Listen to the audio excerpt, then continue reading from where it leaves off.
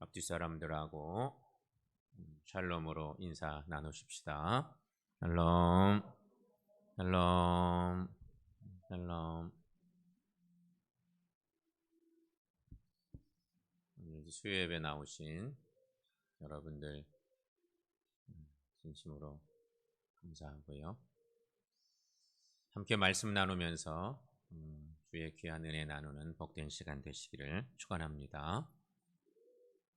오늘은 저 말씀 제목 밑에 붙어있는 저거는 없애야 되는데 그냥 그게 올라갔네요. 그동안 1년간 나누던 큰 말씀 제목을 가지고 쭉 갔는데 오늘은 그런 말씀 안 나누고 오늘 예배 후에 있을 그 모임과 관련된 말씀을 나누게 됩니다. 오늘 본문 말씀은 마가복음의 1장에 있는 말씀이죠. 실은 복음서 중에 가장 간단명료한 복음서는 마가복음입니다. 복음 중에 복음. 군더더기가 하나도 없는 거죠. 그래서 복음의 엑기스만 모아져 있는 것이 마가복음이라 이렇게 볼 수 있습니다. 그 복음서 마가복음의 시작 부분인 1장, 오늘 본문이 1장에 있는 거잖아요. 이 내용은 뭐 여러 표현들이 있지만 예수님의 공생의 사역의 개론격이다 이렇게 볼 수 있습니다. 예수님의 공생의 사역의 개론격이다 이렇게 볼 수가 있어요. 그러니까 복음서의 서곡 이렇게 표현해 볼 수 있겠어요. 여러 표현들이 있지만 예수님의 여러 행적들 얘기가 물론 그때도 있었던 얘기지만 이런 일들이 앞으로 복음서 뒤쪽에 계속 반복적으로 나타날 그런 상황들이 그런 성격이 강합니다. 예를 들면 예수님이 병자를 고치셨습니다. 오늘 말씀이 그렇죠. 병자 고치시고 귀신도 내쫓으시고 전도도 하시고 또 기도도 하시고 주님의 공생의 사역 속에 계속 반복적으로 일어날 중요한 사역의 내용들이 오늘 본문의 말씀에는 좀 일목요연하게 요약해 놓은 듯 뒷부분에 있을 여러 얘기들을 앞에서 이미 짚고 가는 듯한 그런 속성이 강한 그런 내용들로 이렇게 모아져 있다 볼 수 있습니다. 그렇다면 여러분, 이런 삶을 사셨던 예수님의 사역의 비결이 뭘까? 이게 오늘 말씀 초점입니다. 공생의 사역을 사셨는데 주님이 이런 사역을 3년간 쫙 밀고 갈 수 있었던 비결이 뭐였을까? 그것 좀 생각해 보면 우리 시대 우리가 교회를 섬기고 사역을 할 때 이거 꼭 붙들어야 되지 않겠나 그런 생각이 들잖아요. 자, 예수님의 사역의 비결 첫 번째는 섬김이 예수님의 사역 비결이었다는 것입니다.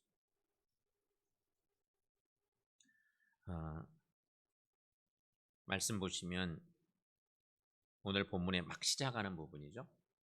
마가복음 오늘 본문 29절부터 31절까지 여러분 거기 한번 쭉 읽어보겠습니다. 회당에서 나와 곧 야고보와 요한과 함께 시몬과 안드레의 집에 들어가시니 시몬의 장모가 열병으로 누워있는지라 사람들이 곧 그 여자에 대하여 예수께 여짜온대 나아가사 그 손을 잡아 일으키시니 열병이 떠나고 여자가 그들에게 수종되니라. 아멘. 유명한 베드로의 장모를 고쳐주신 그 유명한 사건 이야기죠.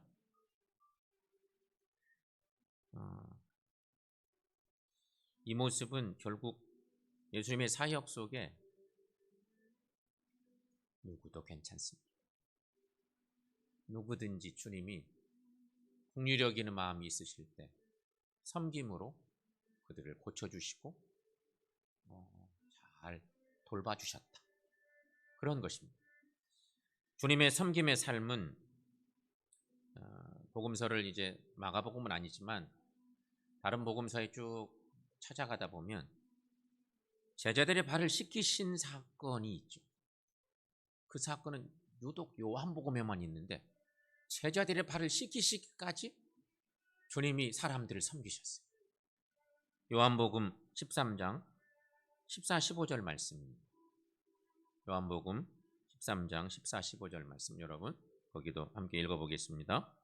내가 주와 선생이 되어 너희 발을 씻었으니 너희도 서로 발을 씻어주는 것이 옳으니라. 내가 너희에게 행한 것 같이 너희도 행하게 하려 하여 본을 보였노라. 아멘.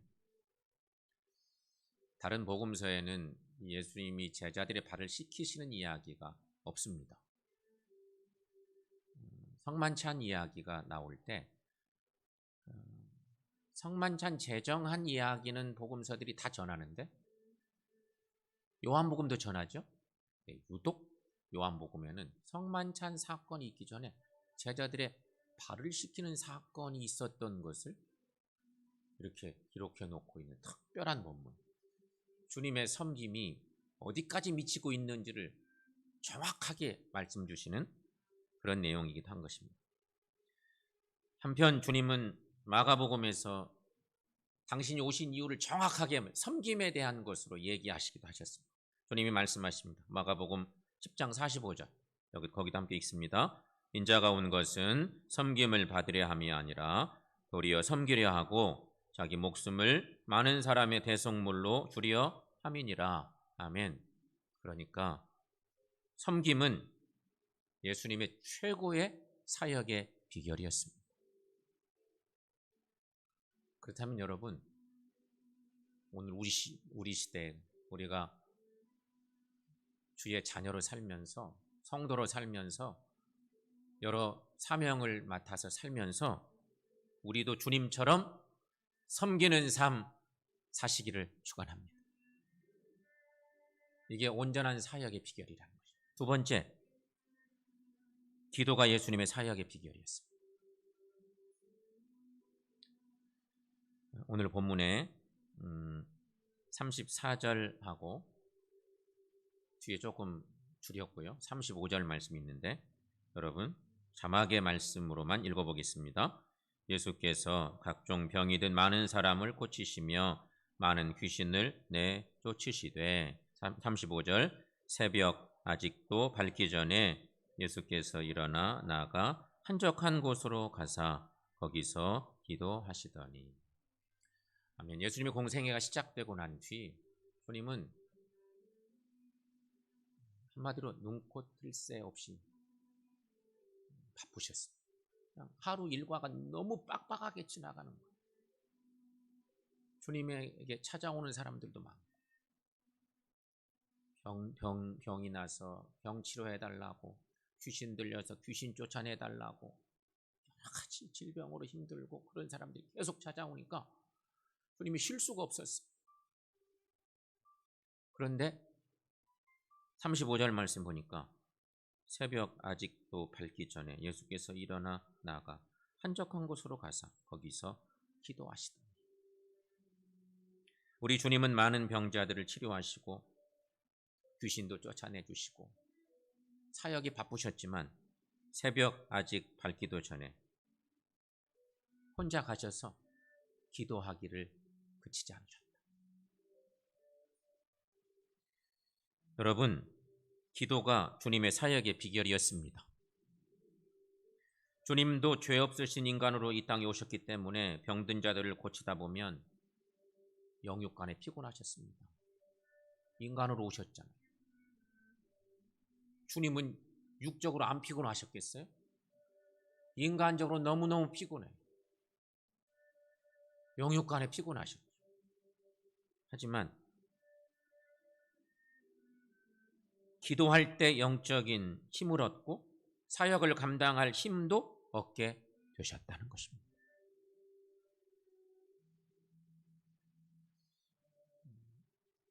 흔히 이런저런 얘기 많이 하죠.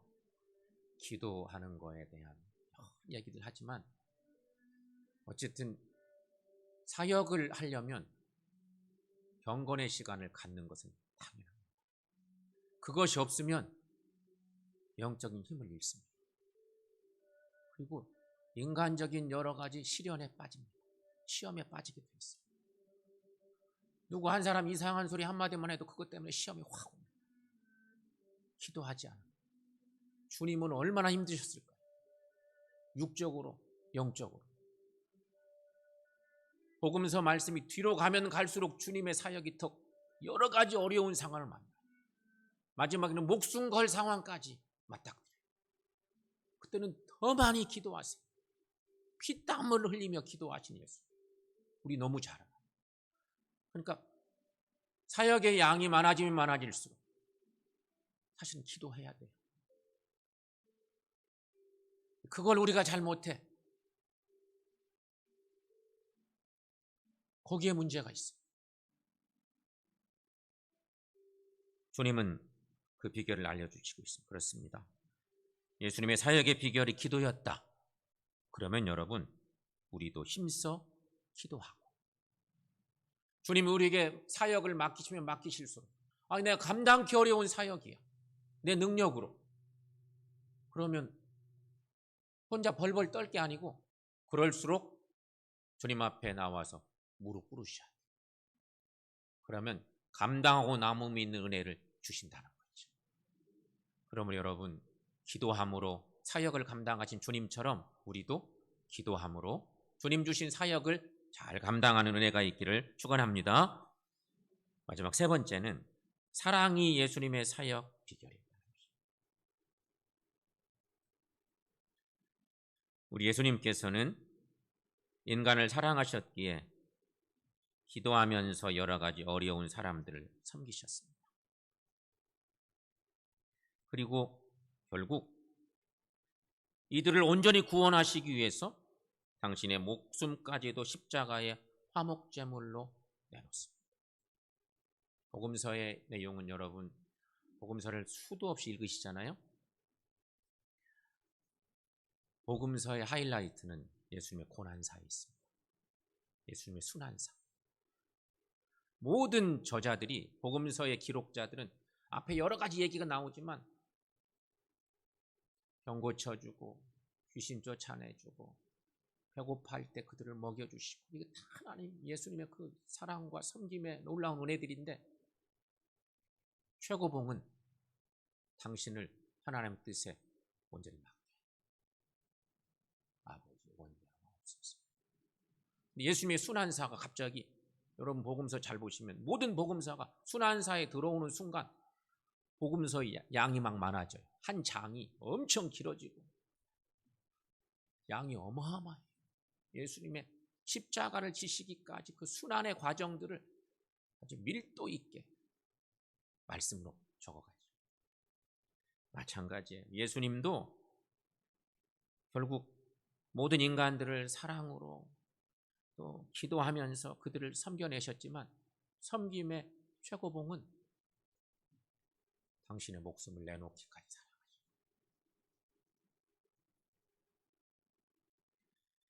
그래서 결국 십자가의 화목제물로 드리셨다. 사도 요한은 요한서신에서 이것을 이렇게 멋지게 표현하죠.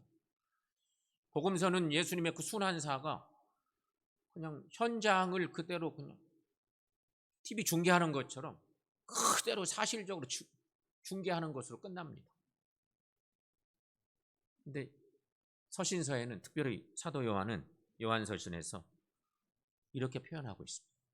요한일서 4장 9절 10절 말씀, 여러분 함께 읽습니다. 하나님의 사랑이 우리에게 이렇게 나타난 바 되었으니 하나님이 자기의 독생자를 세상에 보내심은 그로 말미암아 우리를 살리려 하심이라. 사랑은 여기 있으니 우리가 하나님을 사랑한 것이 아니요 하나님이 우리를 사랑하사 우리 죄를 속하기 위하여 화목제물로 그 아들을 보내셨습니다. 아멘. 하나님 우리를 너무너무 사랑하셔서 당신의 아들을 이 땅에 보내시고 십자가의 화목제물 되어 죽기까지 복종케 하셨어요. 예수님은 섬김으로 사역하시고 기도로 사역하시고 사역하시더니 나중에는 하나님 아버지의 뜻을 이루어야 되니까 온 인류를 사랑하는 마음으로 결국을 당신을 화목 제물로 하나님의 구원 역사를 위해서 드리게 된다. 그것을 사도 요한은 저렇게 유명한 저 표현의 말씀, 특별히 요한일서 4장에 그 앞뒤에 있는 모든 말씀들이 하나님의 그 큰 사랑을 예수님의 화목제물 된 예수님의 이야기로 승화시켜 내고 있는 걸 볼 수 있습니다. 여러분, 우리 주님의 사역의 비결 세 번째는 사랑이었습니다. 성도 여러분, 우리가 주님의 교회에서 감당하는 모든 사역은 예수님 때문입니다. 다른 거 없습니다. 예수님 때문에 나 같은 흉악한 죄인을, 나같이 모자란 사람을 예수님이 그렇게 죽기까지 복종하셔서 화목제물 드셔서 나를 구원해 주셨지. 그 은혜 때문에 사역을 감당하는 거예요. 기쁨으로, 헌신적으로. 누가 뭐라고 막 해도 그 사랑이 너무 크니까 시험에 빠지지 않고 감당하는 거예요. 그래서 기도해야 돼요. 사역을 감당하려면.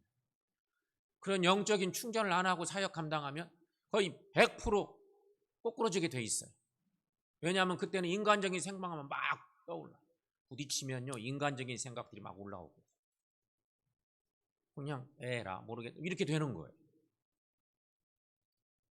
근데 주님이 그렇지 않은 것, 그렇지 않으려면 이래야 된다고 분명히 오늘 말씀에서 알려주시고 있어요. 예수님의 사역의 비결은 섬김, 기도, 사랑이었습니다. 이쯤에서 우리가 확인해 볼 거 있습니다. 여러분, 우리를 사람들이 뭐라고 그래요? 예수 믿는 사람들. 좀 다른 정례화된 표현, 그리스도인들. 이렇게 얘기하죠. 그리스도인은 예수 닮아가는 사람들입니다. 그게 그리스도인. 예수를 닮아가는 사람. 평생 주님 닮아가는 게 우리예요. 어떻게든 주님을 더 닮아가야 돼. 그러다가 어느 순간 완성은 못 되지만 주님이 부르시면, 하나님 우리 부르시면 아멘하고 천국 가야 되는 게 우리들이. 주님이 부르시기 전까지 최대한 완성품 주님 닮은 모습으로 닮아가야 되는 거예요. 근데 문제는 우리가 주님을 닮아가려고 할 때 교회 안에서 우리가 여러 가지 사역을 하는데 사역하는 동안 우리가 여러 가지로 시험에 빠질 가능성이 있어요.